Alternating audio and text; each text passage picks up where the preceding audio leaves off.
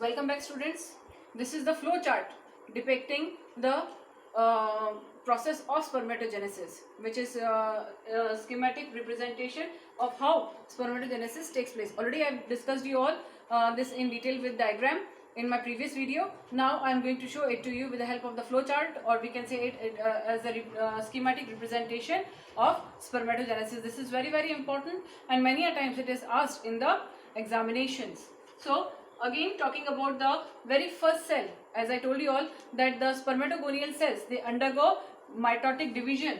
So this is the spermatogonial cell at the age of puberty. It undergoes mitosis and it produces two daughter cells which are having equal number of the chromosomes. That is, at the age of puberty, the spermatogonial cells, they are having 46 number of the chromosomes. These are depicting the number of the chromosomes. So here the number of chromosomes is 46. That is, they are diploid in nature. Now what happens due to mitotic differentiation? What happens? Two daughter cells having equal number of the chromosomes, they are produced, and these daughter cells, they are said to be the primary spermatocytes. These primary spermatocytes, then they undergo the first meiotic division, leading to the formation of two daughter cells which are having half the number of the chromosomes. That is, now the chromosomal number have reduced to half. That is, from 46 the chromosomal number have reduced to 23. These cells that are produced, they are said to be haploid cells, and they are named as secondary spermatocytes. Now these secondary spermatocytes, they again undergo second meiotic division, and this leads to the formation of again 4 haploid daughter cells which are again having half the number of the chromosomes, that is 23. The number is resumed to 23. So these cells are now said to be the spermatids. These spermatids now undergo differentiation process, and they lead to the formation of the spermatozoa, which are again haploid in nature. So this is the schematic representation of how the process of spermatogenesis take place. This is very important. So now I am going to talk about the structure of sperm in detail.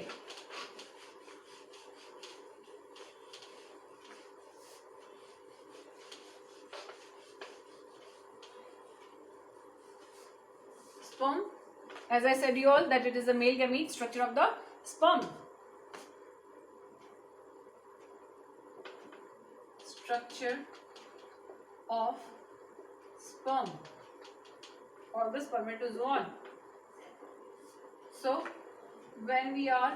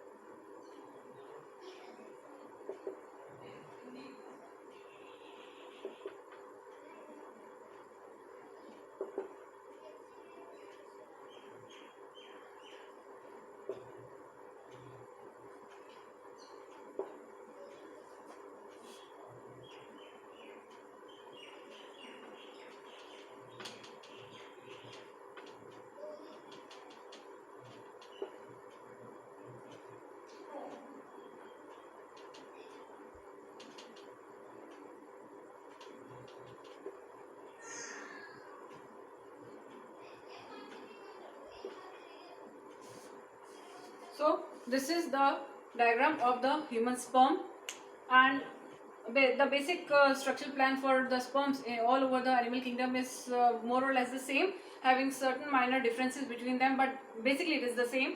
And here I have shown you the diagram of the human male sperm, that is the male gamete of the human beings, and this comprises of three regions, that is the head region, the neck region or the middle piece, and the tail region.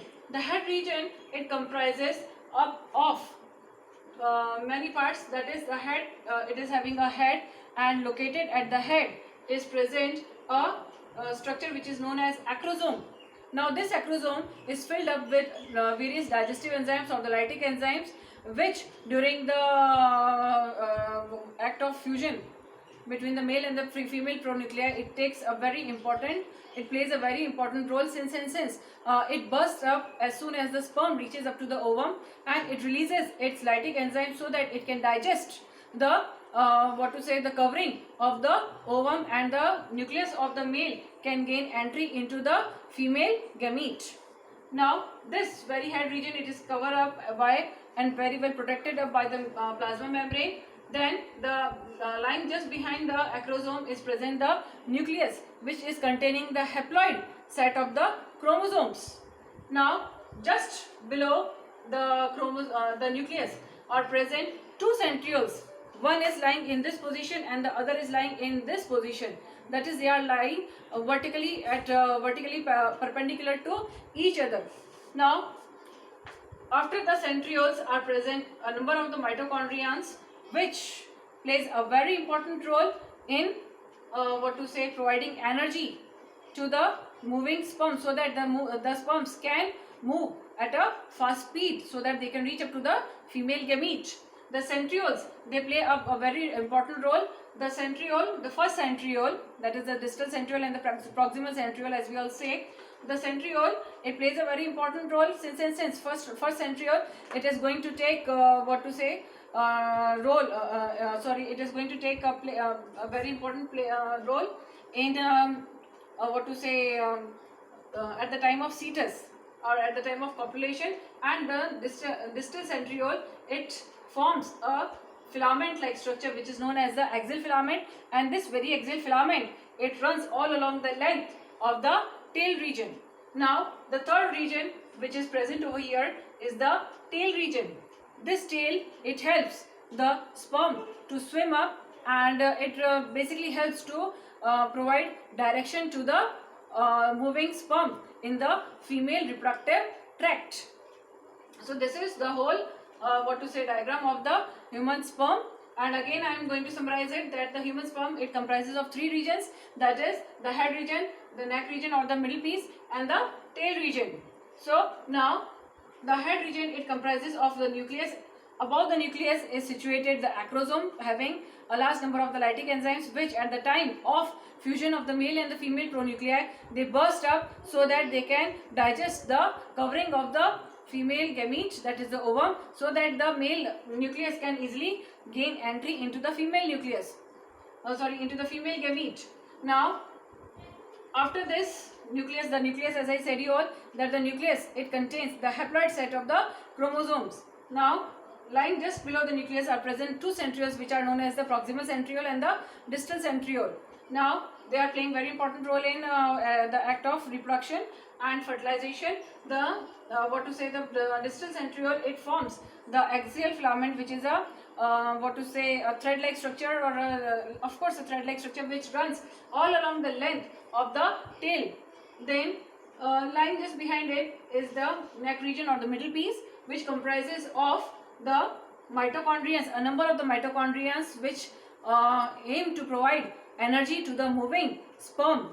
Then after this is present the tail region, which helps the sperm to move up in the female reproductive tract, as well as it also provide direction to the moving sperm. So this is what the whole of the male reproductive system is. When we have studied over here the structure of the male reproductive system, what are the component parts of the male reproductive system, we have talked about the process of spermatogenesis in detail, both structurally as well as in the form of the flow chart, and we have also discussed about what to say, the what structure of the sperm. So here we end up with the process of sperm, what to say, the male gametogenesis, that is the spermatogenesis and spermiogenesis. In our next video we are going to talk about the female reproductive system and oogenesis in detail. Thank you.